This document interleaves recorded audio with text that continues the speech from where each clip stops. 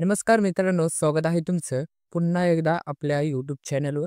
मित्रांनो, आजच्या व्हिडिओमध्ये पहा आपण पोलीस भरती 2024च्या सामान्य ज्ञानचे आपण प्रश्न घेतलेले आहेत.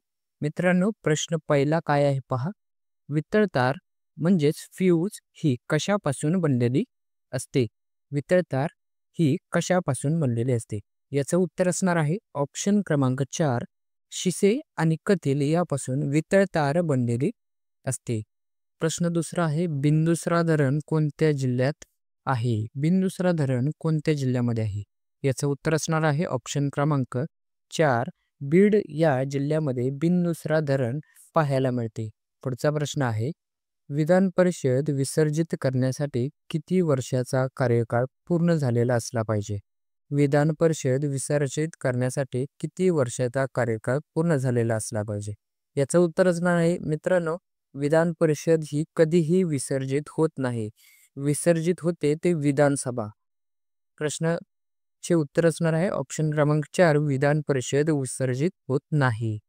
पुढचा प्रश्न आहे, 2017 मध्ये धुमाकूळ घातलेला कोणता कॉम्प्युटर व्हायरस होता? 2017 मध्ये धुमाकूळ जो घातला होता तो कोणता कॉम्प्युटर व्हायरस होता? याचं उत्तर असणार आहे ऑप्शन क्रमांक 2, वानाक्रॉय या कॉम्प्युटर व्हायरसचं नाव होते. पुढचा प्रश्न आहे, एखाद्या मूलद्रव्याची दुसऱ्या मूलद्रव्याशी संयोग पावण्याची जी अभिक्रिया असते किंवा क्षमता असते तिला काय म्हटले जाते? एखाद्या मूलद्रव्याची दुसऱ्या मूलद्रव्याशी संयोग पावण्याची जी अभिक्रिया किंवा क्षमता असते तिला काय म्हटले जाते? याचं उत्तर असणार आहे संयोजा अभिक्रिया असे म्हटले जाते किंवा क्षमता असे म्हटले जाते. म्हणून याचं उत्तर असणार आहे ऑप्शन क्रमांक 2. पुढचा प्रश्न आहे, भिलाई लोहपोलाद प्रकल्प कोणत्या राज्यात आहे?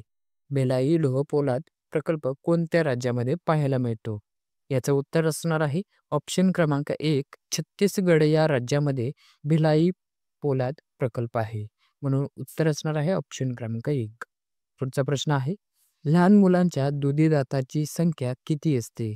लहान मुलांच्या दुधी दातांची संख्या किती असते? याचं उत्तर तुम्हाला माहीत असेल तर कमेंट बॉक्समध्ये सुरुवात करा.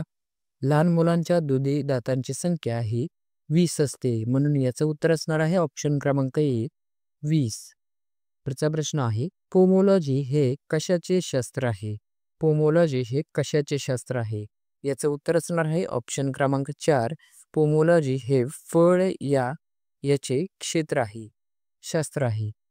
युनायटेड नेशन सुरक्षा परिषदेच्या अस्थायी सदस्यांची संख्या किती असते? मित्रांनो, इथे अस्थायी सदस्यांची संख्या दिलेली आहे, ही किती असते? याचं उत्तर असणार आहे ऑप्शन क्रमांक 2, 10 इतकी युनायटेड नेशन सुरक्षा परिषदेची अस्थायी सदस्यांची संख्या असते. तर स्थायी सदस्यांची संख्या किती असते? मला याचे उत्तर तुम्ही कमेंट बॉक्समध्ये द्या. तर पुढचा प्रश्न आहे, भारताचे सर्वात ज्येष्ठ पंतप्रधान खालीलपैकी कोण होते? भारताचे सर्वात ज्येष्ठ पंतप्रधान खालीलपैकी कोण होते? याचं उत्तर असणार आहे ऑप्शन क्रमांक 1, मोरारजी देसाई हे या पंतप्रधानचं नाव आहे. पुढचा प्रश्न आहे, हा खूप महत्त्वाचा प्रश्न आहे. कोणत्या न्यायालयाच्या निर्णयाला कोणत्याही न्यायालयात आव्हान देता येत नाही? कोणत्या न्यायालयाच्या निर्णयाला कोणत्याही न्यायालयात आव्हान देता येत नाही? याचं उत्तर असणार आहे ऑप्शन क्रमांक 2, सर्वोच्च न्यायालयाच्या निर्णयाला कोणत्याही न्यायालयात आव्हान देता येत नाही. पुढचा प्रश्न आहे, ग्रामपंचायत आपले अंदाजपत्रक कोणाकडून मंजूर करून घेत असते? ग्रामपंचायत स्वतःचे आपले अंदाजपत्रक कोणाकडून मंजूर करून घेत असते? याचं उत्तर तुम्हाला माहीत असेल. याचं उत्तर असणार आहे ऑप्शन क्रमांक 3, पंचायत समितीकडून आपले ग्रामपंचायत अंदाजपत्रक मंजूर करून घेत असते. पुढचा प्रश्न आहे, जिल्हा परिषदेच्या स्थायी समितीत एकूण किती सदस्य असतात? नाही, जिल्हा परिषदेच्या स्थायी समितीत एकूण किती सदस्य असतात? याचं उत्तर असणार आहे ऑप्शन क्रमांक 1, 15 सदस्य असतात.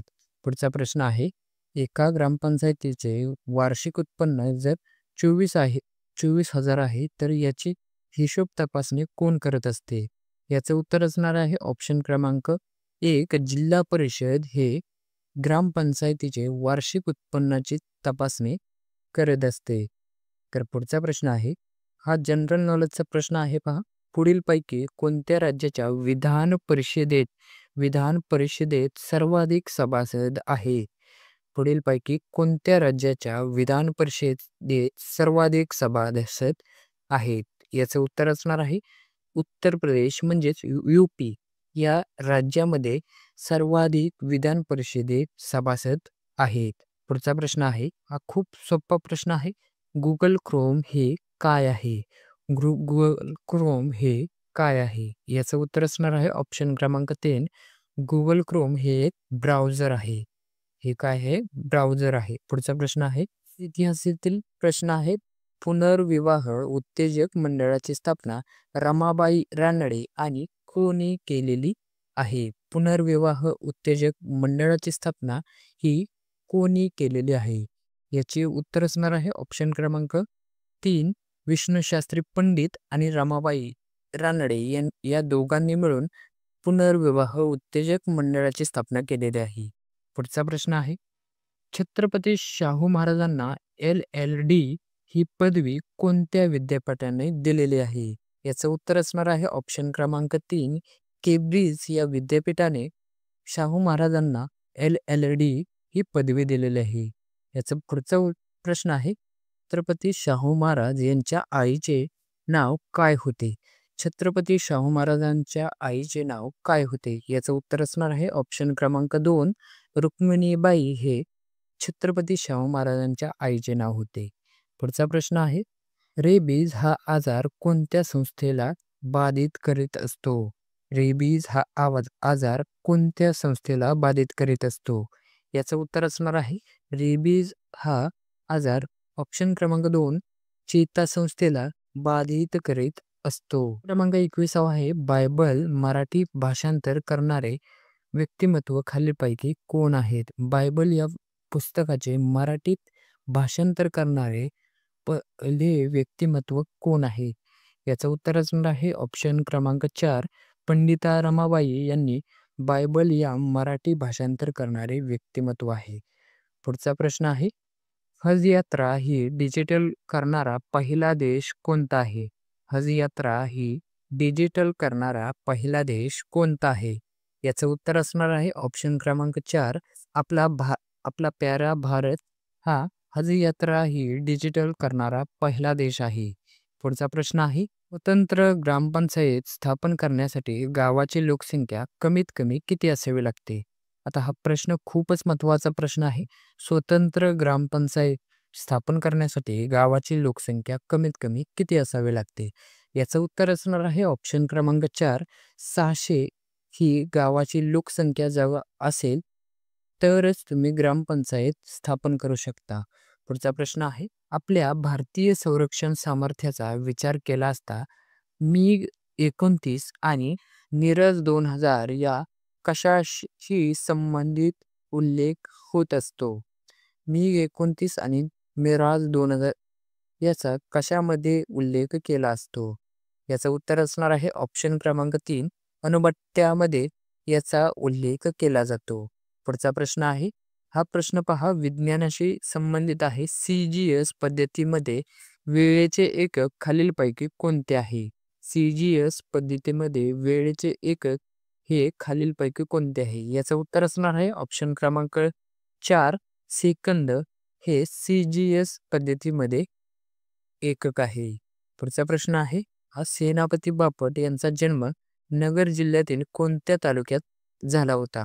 सेनापती बापट यांचा जन्म हा पारनेर तालुक्यामध्ये झाला होता, नगर जिल्ह्यातील. पुढचा प्रश्न आहे, सम्राट हे प्रसिद्ध नाटक कोणी लिहिलेले होते? किंग लेअरवर आधारित हे नटसम्राट हे प्रसिद्ध नाटक कोणी लिहिले होते? याचं उत्तर असणार आहे ऑप्शन क्रमांक 2. वि. वा. शिरवाडकर या लेखकांनी नटसम्राट हे प्रसिद्ध नाटक लिहिले होते. पुढचा प्रश्न आहे, शिखांची लढाऊ संघटना म्हणजेच खालसा दल याची स्थापना कोणी केली होती? याचं उत्तर असणार आहे ऑप्शन क्रमांक 4. गुरु गोविंद सिंग यांनी शिखांची लढाऊ संघटना म्हणजेच खालसा दलाची स्थापना केली होती. पुढचा प्रश्न आहे, वातावरणातील ओझोन आवरणाचा सजीव सृष्टीस काय फायदा होत असतो? वातावरणातील ओझोन जो आवरणाचा सजीव सृष्टीत काय फायदा होत असतो? याचं उत्तर तुम्हाला माहीत असेल. भूगोलाच्या पुस्तकामध्ये तुम्ही पाहिले असेल, सूर्याची अतिनील किरणे अडवले जातात, म्हणजेच जास्त तीव्र किरणे ही अडवले जातात. पुढचा प्रश्न आहे, महाराष्ट्राची सर्वात कमी सीमा कोणत्या राज्याशी जोडलेली आहे? महाराष्ट्राची सर्वात कमी सीमा ही कोणत्या राज्याशी जोडलेली आहे? मित्रांनो, याचं उत्तर तुम्हाला जर येत असेल तर याचे उत्तर तुम्ही कमेंट बॉक्समध्ये देण्याचा प्रयत्न करा. आणि चला, अजूनपर्यंत तुम्ही व्हिडिओला लाईक आणि कमेंट आणि मित्रांनो सबस्क्राईब केलेलं नसेल तर लगेचच सबस्क्राईब करून घ्या, जेणेकरून तुम्हाला अशाच प्रकारचे नवनवीन व्हिडिओ तुम्हाला पाहायला मिळतील.